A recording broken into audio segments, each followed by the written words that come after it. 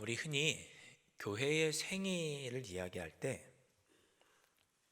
교회의 생일이라고 하는 것은 그 교회의 창립 날짜를 이야기하는 것이 아니고 교회가 언제 생겼느냐에 대한 이야기를 할 때 성령 강림절, 오순절 성령 강림 사건이 교회가 시작된 시작이다 이렇게 말을 합니다.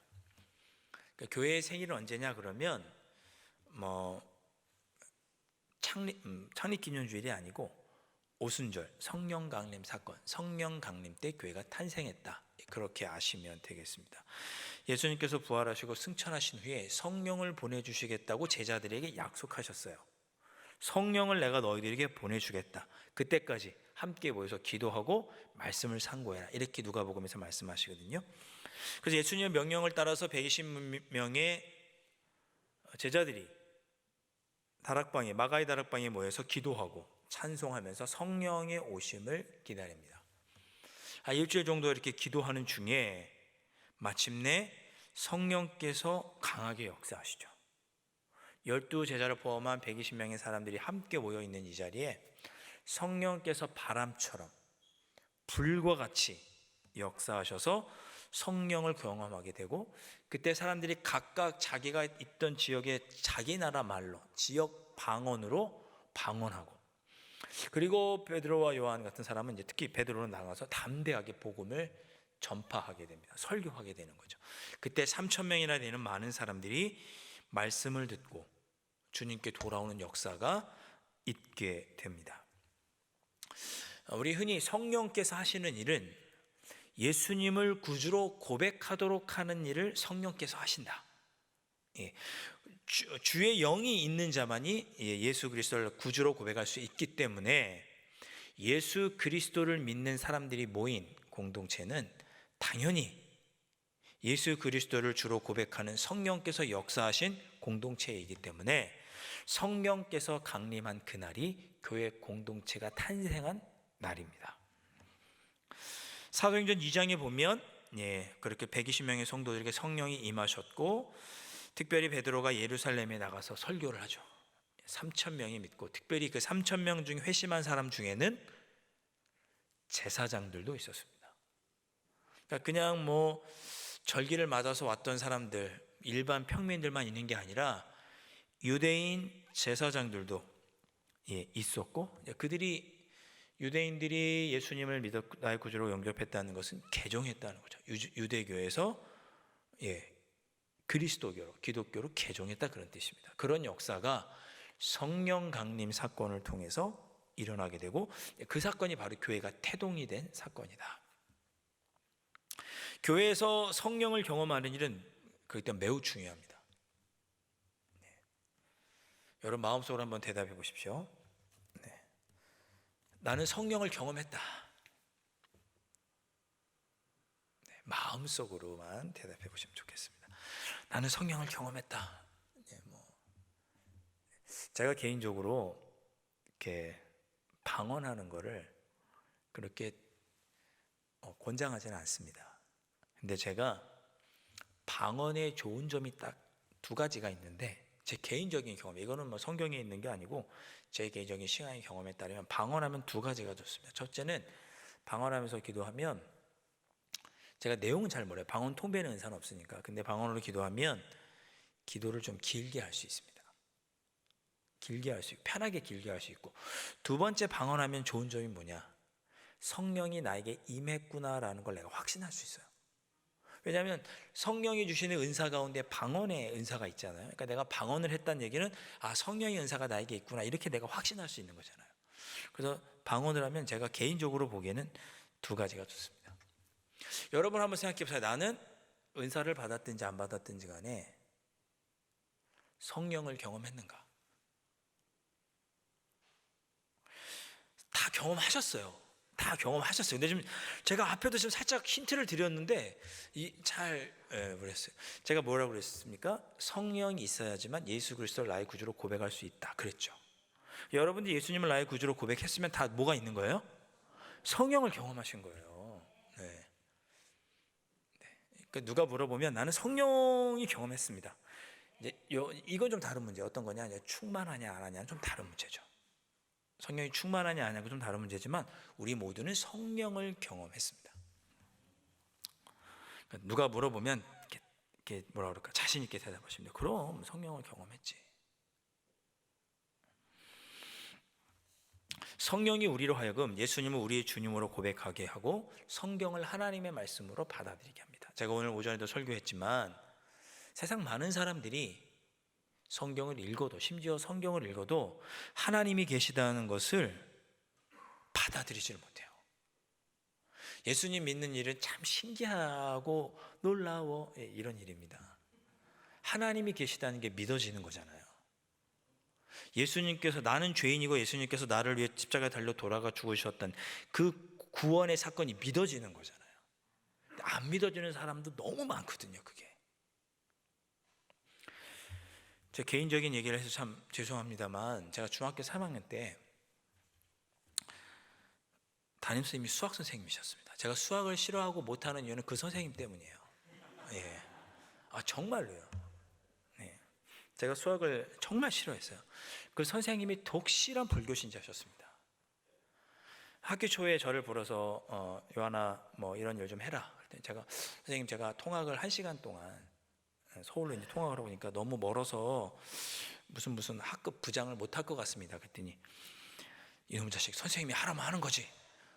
그걸 안 하냐고, 이 버르장머리 없는 자식. 그리고 나서 그때부터 이제 핍박하신 거예요. 수학 시간만 되면 나와서 문제를 풀라고 시키세요. 정말이라니까요. 그 나와서 문제를 풀라고 시키세요. 그럼 칠판에 문제 쓰고 이제 풀어야 되잖아요.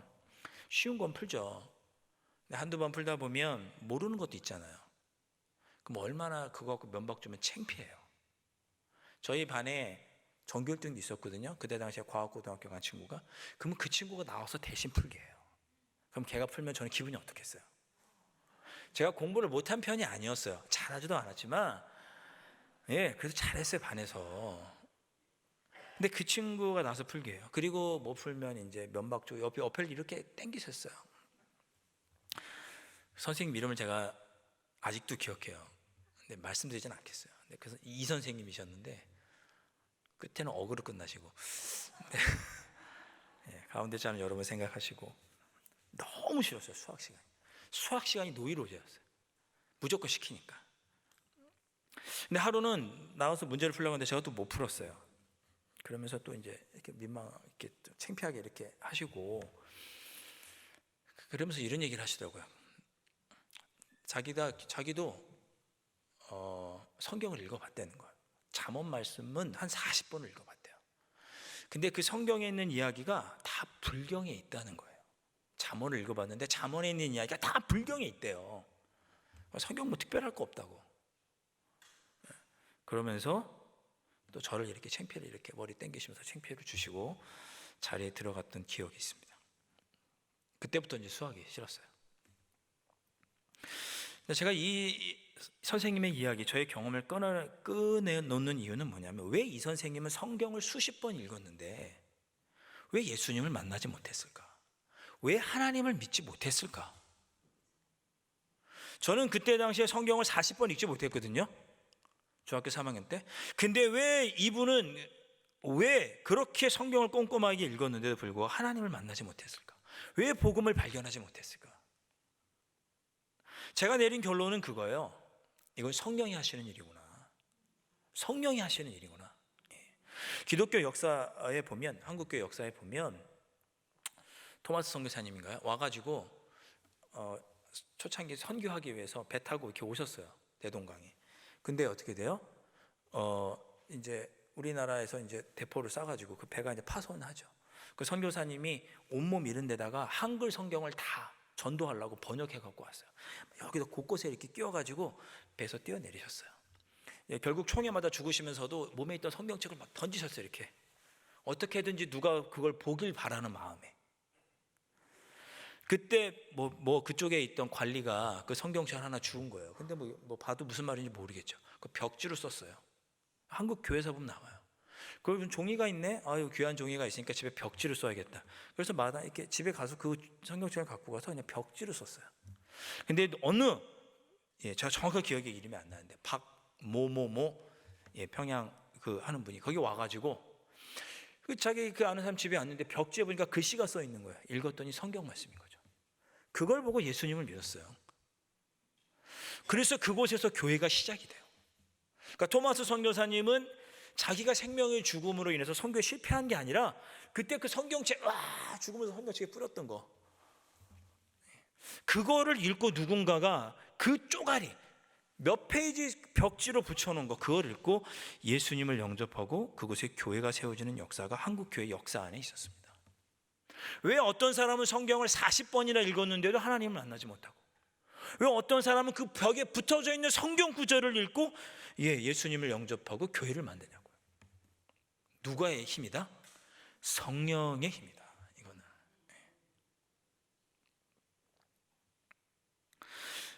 교회는 그래서 성령이 계시는 공동체가 될 때, 충만한 공동체가 될 때 능력 있는 공동체가 될 수 있습니다.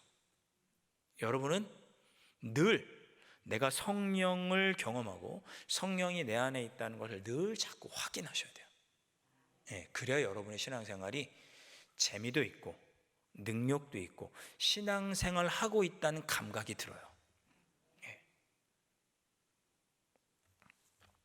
세상 사람들은 말합니다. 교회가 참된 진로 오직 예수 그리스도뿐이라고 말하는 것이 너무 배타적이다. 어디 구원이 교회에만 있냐? 왜 교회 다니는 사람들은 예수님밖에 구원이 없다고 말하냐? 그렇게 말하죠. 너무 교회가 독선적인 거 아니냐? 그렇게 말해요. 그런데 왜 성령이 중요하냐면 이 독선적인 진리가 유일한 길이라는 걸 우리는 성령을 통해서만 알게 돼요. 정말 세상 사람들이 보기엔 우리가 다 독선적이라고 말할 수 있는데 정말 구원의 길은 예수 그리스도밖에 없더라. 이거를 성령을 통해서만 우리가 깨닫게 됩니다. 그래서 성령을 경험하셔야 돼요. 성령을 경험한 지 좀 오래되신 분은 성령을 경험하기 위해서 애쓰셔야 돼요. 저희 학교에 학생 시절에 제가 학교를 대학 신학대학원 다닐 때 교수님 한 분이 계셨습니다. 유명한 교수님이에요. 이분이 유명한 게 아니라 이분의 딸이 유명하죠. 성률이라고, 핑클인가요? 그런 아이돌 그룹의 멤버였어요, 딸이. 이 교수님 굉장히 잘생기셨거든요. 성종현 교수님이시라고.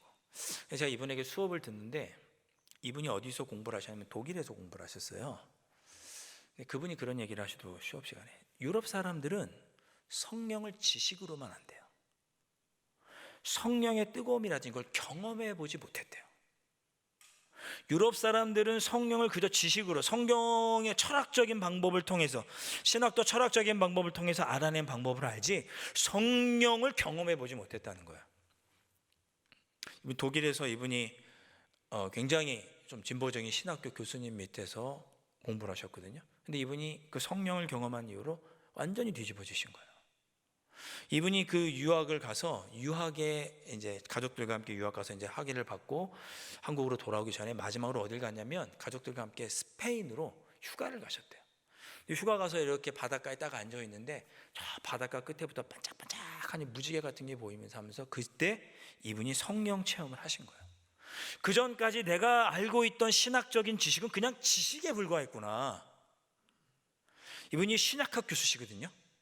내가 지금까지 예수님에 대해서 수없이 강의하고 성령에 대해서 수없이 강의했는데 그것은 그냥 지식에 불과했구나. 정말 내가 성령을 경험하고 성령이 이런 분이라고 얘기한 것이 아니었구나. 그때 깨달은 거죠. 그래서 그분이 유학 갔다 돌아오셔서 성령 사역을 하기 시작하셨습니다. 성령을 경험하고 우리의 삶을 나누는 사역, 디아코니아 사역을 그분이 하시게 됐어요. 그런 얘기를 수업 시간에 간증을 하시더라고요. 여러분, 우리의 신앙생활이 능력 있고 기쁨 있고 즐겁기 위해서는 뭘 경험해야 된다? 성령을 경험해야 된다. 이렇게 이런 거 있잖아요. 막 주시옵소서. 저는 이제 뜨거운 거밖에 경험 못 해봤는데 옛날에 그 주한장로교회 담임 목사님이셨 나겸일 목사님은 물 성령을 경험하셨다고 하시더라고요. 시원해지는 정수리부터. 제가 거기까지는 이르지 못했습니다. 자, 오늘 읽었던 말씀은 처음에 사도행전 2장에는 첫 번째 강림 사건, 성령 강림 사건으로 인해서 교회가 탄생하는 이야기가 나오고, 오늘 읽었던 말씀은 성령 강림이 한 번이 아니라 우리 삶 속에서 계속 일어날 것을 보여주는 두 번째 성령 강림 사건이에요. 그러니까 성령 강림은 그때 2000년 전에 딱 한 번으로 끝난 사건이 아니라 우리의 삶 속에서 계속 일어날 것을 보여주는 두 번째 성령 강림 사건이 오늘 본문에 나오는 내용입니다. 오늘 밤도 잠깐 설명을 드리면, 사도행전 오늘 4장을 읽었는데 3장에 보면 여러분들 잘 아시는 말씀이 있어요. 베드로와 요한이 성전에 기도하러 올라갔습니다. 그때 누가 있었어요? 성전에 여러 개의 문 중에 미문이라는 문이 있는데, 그 앞에서 한 안진뱅이, 태어날 때부터 다리가 불구였던 구걸하는 사람이 거기 앉아 있었어요. 베드로와 요한이 뭐래요? 내가 은과금은 너에게 줄 수는 없지만 나사는 예수 그리스도의 이름으로 명하노니 일어나 걸어라 하고 오른손으로 잡아서 벌떡 일으키죠. 벌떡 일으킵니다. 그 사람이 걷기도 하고 뛰기도 하고 하나님을 찬양하고 성전을 뛰어다녀요. 그 일로 인해서 예수 그리스도를 담대하게 증거하기 시작합니다. 이제 그걸 누가 봤느냐면 예루살렘의 관리들이 본 거예요. 대제사장이 본 거예요. 서기관들이 본 거예요. 그래서 베드로와 요한을 부릅니다. 너희들이 무슨 권리로 이렇게 예수 그리스도를 전하느냐. 그래서 그 베드로와 요한을 재판하는 공의회에 데리고 갑니다. 거기서 이제 취조하는 거죠. 너희들이 왜 이렇게 하느냐고. 근데 그 이야기를 누가 들었느냐? 함께 신앙생활하던 다른 사도들이 이제 얘기를 듣고 이제 두 사람을 위해서 기도했어요. 그런데 베드로와 요한이 그 공회에서 담대하게 예수님을 복음을 증거합니다. 그 4장에 이제 처음부터가 그 내용이에요. 그 공회에서 너희가 무슨 이유로 누구를 증거하느냐? 그랬더니 베드로가 담대하게 나선 예수 그리스도 십자가에 달려 돌아가 죽으시고, 이미 예전부터 구약에 예정되었던 그분을 나는 담대하게 증거한다, 이렇게 말하면서 복음을 막 전하는 거예요. 뜨겁게. 여러분, 베드로는 예수님께서 붙잡힐 때 도망갔던 사람이에요. 3번이나 예수님을 부인했던 사람이에요. 요한도 예수님 잡힐 때 도망갔던 사람이죠. 그런데 성령이 경험하자 예수 그리스도를 그 재판정에서도 두려움 없이 담대하게 복음을 증거하는 거예요. 주는 그리스도시여 살아계신 하나님의 아들입니다라고 신앙 고백했을 때만으로는 그런 삶의 위협과 어려움 가운데서 복음 전하는 일을 감당하지 못했는데, 성령이 충만해진 이후에는 그 재판정에서 담대하게 제사장과 바리새인 관리들을 향해서 나사렛 예수 그리스도를 증거합니다. 놀라운 일이죠. 삶의 문제들 앞에서 담대하게 복음을 증거하게 할 수 있도록 하는 힘이 누구에게 있느냐? 누구에게 있다고요? 성령. 성령 하나님이 우리에게 주시는 거죠. 담대하게 여기서 복음을 증거합니다. 그리고 나서 제사장들과 관리들이 가만히 얘기를 듣고 보니까 특별히 흠잡을 내용이 없는데 너희들 조심해, 함부로 예수님 증거하지 마, 이렇게 협박하고 강하게 권면하고는 그냥 놓아줍니다. 그냥 놓아줘요. 더 이상 감옥에 끌고 가 이런 일이 없어요. 그냥 풀어줍니다. 베드로와 요한이 그렇게 공의회에서 담대하게 예수님을 증거하고 나서 풀려나요. 그리고 자기들이 속한 모임에 다시 이제 오게 된 거죠. 그리고 나서 하는 이야기인 거예요. 29절과 30절. 주여 이제도 그들의 위협함을 굽어보시옵고 또 종들로 하여금 담대히 하나님의 말씀을 전하게 하여 주시오며 손을 내밀어 병을 낫게 하시옵고 표적과 기사가 거룩한 종 예수의 이름으로 이루어지게 하옵소서 하더라. 할렐루야. 베드로와 요한이 함께 모여있는 성도들에게 와서 이야기하는 거예요. 내가 거기서 담대하게 복음을 증거했고 그랬더니 그냥 우리 풀어주더라. 그리고 함께 그 순간 기도했던 내용이 29절과 30절인 거예요. 하나님, 제가 이제 담대하게 어렵고 힘든 나에게 위협이 되는 상황에서도 담대하게 하나님의 말씀을 전하겠습니다. 그렇게 할 수 있도록 성령께서 도와주십시오. 손을 내밀어 병을 낫게 해주시고 표적과 기사가 나타나게 하시고 거룩한 종 예수 그리스도의 이름이 드러나게 하여 주십시오. 그렇게 담대하게 함께 모여서 기도할 때 31절 빌기를 다하자. 빌기를 다함에 모인 곳이 진동하더니 무리가 다 성령이 충만하여 담대히 하나님의 말씀을 전하니라. 아멘.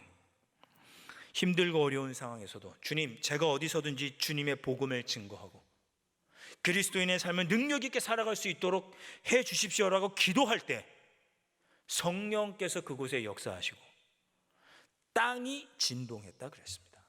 그들이 있던 곳이 진동하게 되었다. 사랑하는 성도 여러분, 저희들이 성령을 경험하는 방법이 무엇이 있을까? 하나님, 제가 어떤 순간에도 예수 그리스도의 복음을 담대하게 전할 수 있게 하시고 나로 인하여 하나님의 영광이 드러나게 하여 주시옵소서. 우리가 이렇게 간절히 기도할 때 거기에 누가 역사하느냐? 성령께서 역사하십니다.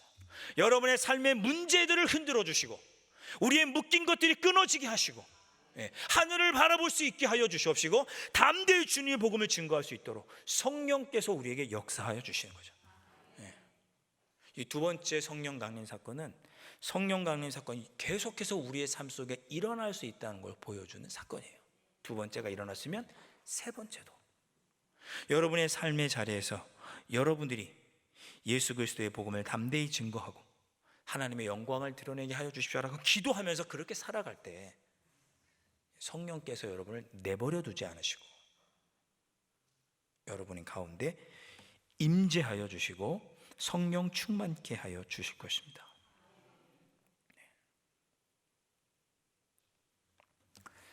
찬양 같이 하겠습니다.